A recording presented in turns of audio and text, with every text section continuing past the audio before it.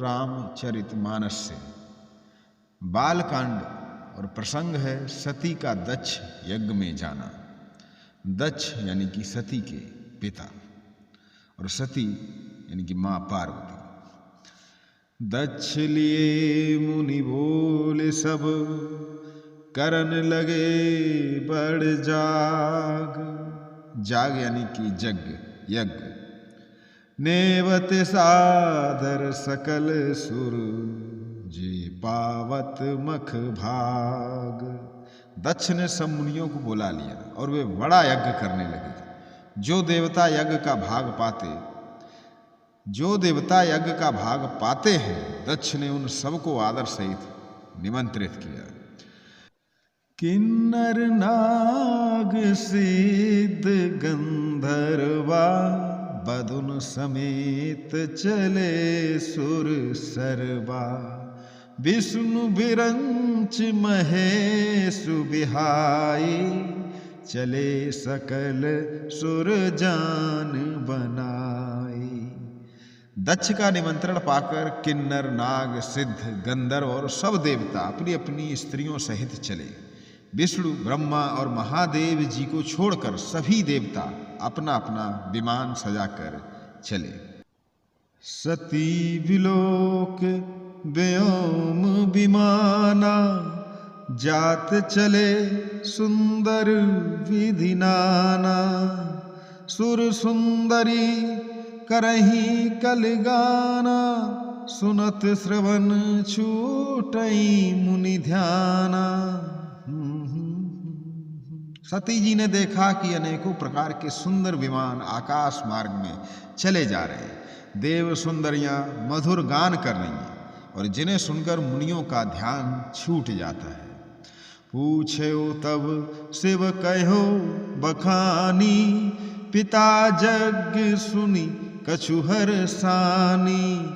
जौ महेशु मोहि आयसु देही, कुछ दिन जाय रहो मिस एही। सती जी ने विमानों में देवताओं के जाने का कारण पूछा, तब शिव जी ने सब बातें बतलाई। पिता के यज्ञ की बातें सुनकर सती जी कुछ प्रसन्न हुई और सोचने लगी, यदि महादेव जी मुझे भी आज्ञा दें तो इसी बहाने कुछ दिन पिता के घर जाकर रहूं। पति परित्याग हृदय दुख भारी, कहई न निज अपराध विचारी।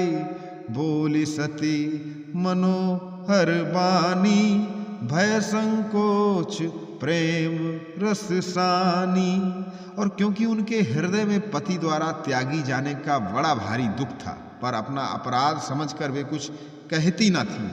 आखिर सती जी भय संकोच और प्रेम रस में सनी हुई मनोहर वाणी से बोली, पिता भवन उत्सव परम, जो प्रभु आयसु होए।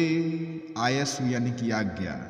तो मैं जाऊं कृपायतन, सादर देखन सोए।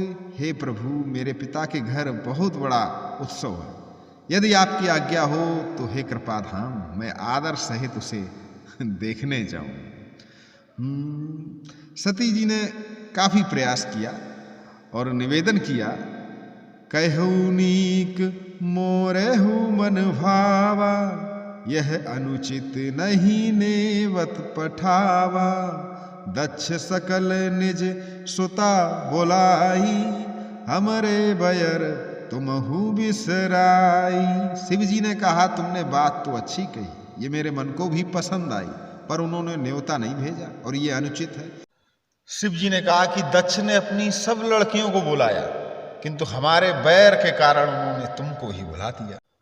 ब्रह्म सभा हम सन दुख माना, तेहि ते अजहू करही अपमाना। जौ बिनु बोले जाहु भवानी, रहे न सीलु स्नेहु न कानी।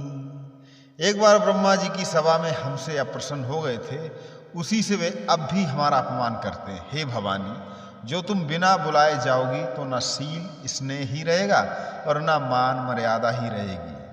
जदपि मित्र प्रभु पितु गुरु गेहा, जाय बिनु बोलहु न संदेहा।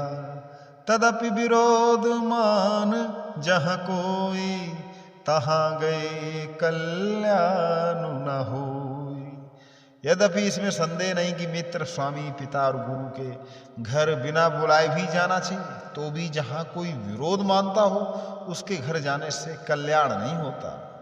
भांति अनेक शंभु समुझावा, भावी वसना ज्ञान उर आवा। कहे प्रभु जाहू जो बिनहि बुलाए, नहीं भली बात हमारे भाई। शिव जी ने बहुत प्रकार से समझाया, पर होनहार व सती के हृदय में बोध नहीं हुआ। फिर शिव जी ने कहा कि यदि बिना बुलाए जाओगी तो हमारी समझ में अच्छी बात ना होगी। शिव जी ने कई तरह से समझाया, सब प्रयास कर देख लिए, पर सती जी के हृदय में बात भेद नहीं पाई, उनको समझ में नहीं आई। कही देखा हर जतन बहु, रही न दक्ष कुमारी। दिए मुख गुण संग तब, विदा कीन त्रिपुरारी। जब शिव जी ने सब प्रयास कर लिए, सब तरह समझा लिया, जब दक्ष कुमारी यानी कि सती नहीं मानी, तो फिर अपने गण संग, अपने जो गढ़ थे उनके साथ उनको विदा कर दिया। आगे क्या होता है, आगे की क्या कथा है, आगे की क्या कहानी है, आप लोग अगर कमेंट करेंगे तो आगे की कथा जरूर आप लोगों के बीच लेकर आऊँगा। और निश्चित ही रामचरितमानस, राम की कथा जितनी बार भी सुनी जाए उतना कम है। ये वो गंगा है, इसमें जितनी भी डुबकी लगाओ, लगाते रहो, आनंद का कोई पार नहीं है। फिर मिलूंगा नए भाग के साथ, तब तक के लिए आप सभी को जय श्री राम।